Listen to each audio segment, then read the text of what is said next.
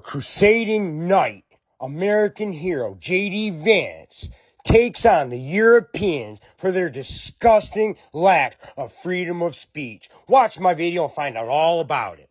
The threat that I worry the most about vis-a-vis Europe is not Russia, it's not China, it's not any other external actor.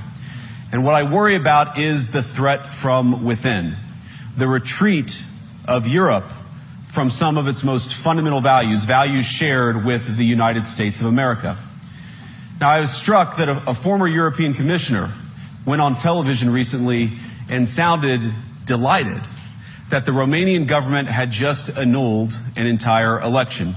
He warned that if things don't go to plan, the very same thing could happen in Germany too. Certains que précisément, on va prendre toutes les mesures pour s'assurer qu'ils respectent la loi. S'ils ne la respectent pas, il y a des amendes. Et si jamais ils continuent à pas respecter, il y a également dans la loi la possibilité d'interdiction. Donc on est maintenant équipé. Il faut faire appliquer cette loi pour protéger nos démocraties en Europe. Quand vous dites interdiction, est-ce que ça veut dire qu'il faut entendre que potentiellement il faut aller jusqu'à l'interdiction du réseau X Twitter? Mais c'est pas il faut. Il y a des lois. Une loi est là. C'est pas la loi de Thierry Breton, même si c'est avec mes équipes qu'on l'a écrite. Elle a été ensuite amendée, votée par notre démocratie européenne. C'est la loi des parlementaires européens. Le problème, vous comprenez bien, Thierry Breton, et on le sent. Et on le sent. Il faut donc désormais qu'ils la fassent appliquer. Vous savez, on est dans une période un peu inédite de la démocratie américaine où pendant 100 jours, vous avez le président élu qui monte et qui n'a qu'un seul pouvoir, celui de la parole, et le président sortant qui descend. Pendant ce temps-là, généralement, il y a des règles démocratiques, il y a des règles, je dirais également. On voit qu'elles ont un peu sauté. Ah ben évidemment. Bienséance. Donc on est uniquement dans le poids de la parole. Attendons ce qui va se passer. Et pour l'instant, gardons notre sang-froid et faisons appliquer nos lois en Europe lorsque celles-ci risquent d'être circonvenues et que elles peuvent, et si on les applique pas, conduire effectivement à des interférences. On l'a fait en Roumanie. Il faudra évidemment le faire si c'est nécessaire en Allemagne. Now, these cavalier statements are shocking to American ears. For years, we've been told that everything we fund and support is in the name of our shared democratic values. Everything from our Ukraine policy to digital censorship is billed as a defense of democracy. But when we see European courts canceling elections and senior officials threatening to cancel others, we ought to ask whether we're holding ourselves to an appropriately high standard. And I say ourselves because I fundamentally believe that we are on the same team. We must do more than talk about democratic values, we must live them. Now, within living memory of many of you in this room, the Cold War positioned defenders of democracy against much more tyrannical forces on this continent. And consider the side in that fight that censored dissidents, that closed churches, that canceled elections. Were they the good guys? Certainly not. And thank God they lost the Cold War.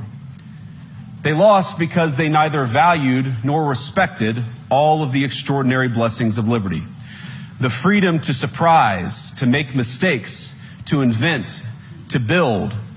As it turns out, you can't mandate innovation or creativity, just as you can't force people what to think, what to feel, or what to believe. And we believe those things are certainly connected.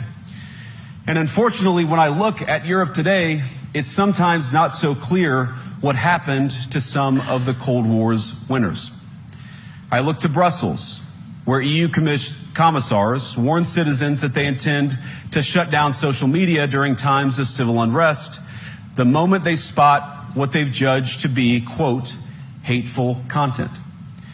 Or to this very country, where police have carried out raids against citizens suspected of posting anti-feminist comments online as part of, quote, combating misogyny on the internet, a day of action. I look to Sweden, where 2 weeks ago the government convicted a Christian activist for participating in Koran burnings that resulted in his friend's murder.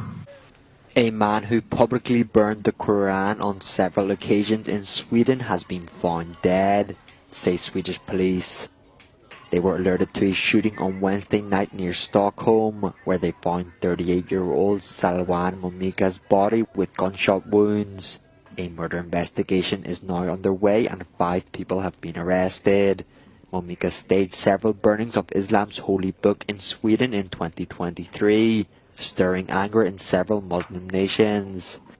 The incident caused an international outrage, and the ensuing protests helped fuel tensions over immigration from the Middle East. And as the judge in his case chillingly noted, Sweden's laws to supposedly protect free expression do not, in fact, grant, and I'm quoting, a free pass to do or say anything without risking offending the group that holds that belief.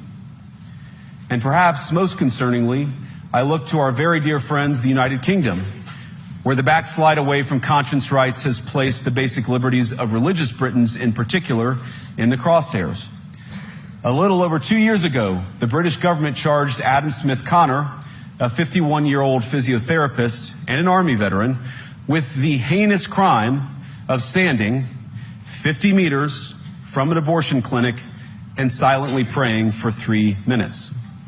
Not obstructing anyone, not interacting with anyone, just silently praying on his own.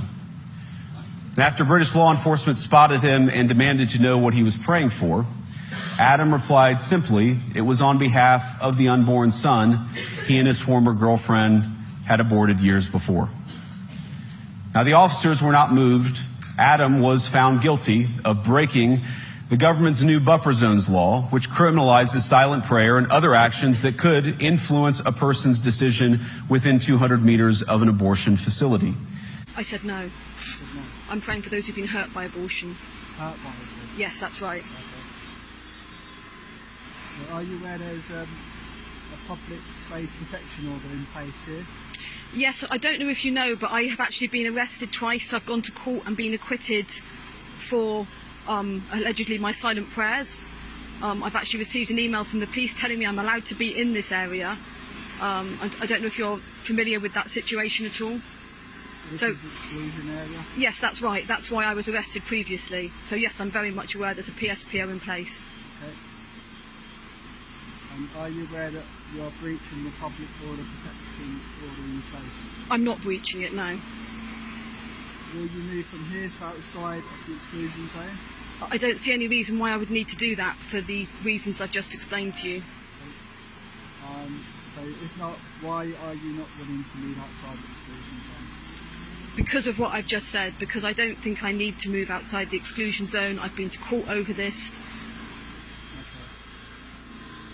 Okay, so what we're going to do, we're going to issue a fixed penalty notice now. So what am I being issued a fixed penalty notice for? Because I believe, and my colleague believes, that you're here to protest. I've just told you I'm not protesting, I'm simply silently praying. He was sentenced to pay thousands of pounds in legal costs to the prosecution. Now, I wish I could say that this was a fluke, a one-off crazy example of a badly written law being enacted against a single person. But no, this last October, just a few months ago, the Scottish government began distributing letters to citizens whose houses lay within so-called safe access zones, warning them that even private prayer within their own homes may amount to breaking the law. Naturally, the government urged readers to report any fellow citizens suspected guilty of thought crime. Here's the letter for a safer Scotland from the Scottish government to private citizens. This is insane. Dear resident, your area will soon become situated within a designated safe access zone for a local healthcare facility where abortion services are provided. You may not notice any changes, but this letter will explain what it means for you and your neighbors. Safe access zone legislation aims to protect patients and staff accessing and providing abortion care. In recent years, hospitals and clinics providing abortion services have seen an increase in anti-abortion activity, which can be upsetting for patients and staff. The Abortion Services Safe Access Zone Scotland Act 2024 came into force on 24th September 2024. From that date, safe access zones will prevent people acting in certain ways around hospitals and clinics which provide abortion services. It will be an offense, intentionally or recklessly, to do anything that would influence someone's decision to access, provide, or facilitate the provision of abortion services, prevent or impede another person from accessing, providing, or facilitating the provision of abortion services. And then I'll just skip to the bottom. Here's where it gets interesting. In general, the offenses apply to public places where the safe access zones. However, activities in private places, such as houses, within the area between the protected premises and the boundary of a zone could be an offense if they can be seen or heard within the zone and are done intentionally or recklessly. Wow. And then here it goes, last paragraph, or second to last paragraph at the bottom. You can report a group or an individual that is breaking the law by contacting police, Scotland, at blah, blah, blah, blah, blah. So JD's telling the truth. Despicable. Shame on you, Scotland. In Britain and across Europe, free speech, I fear, is in retreat.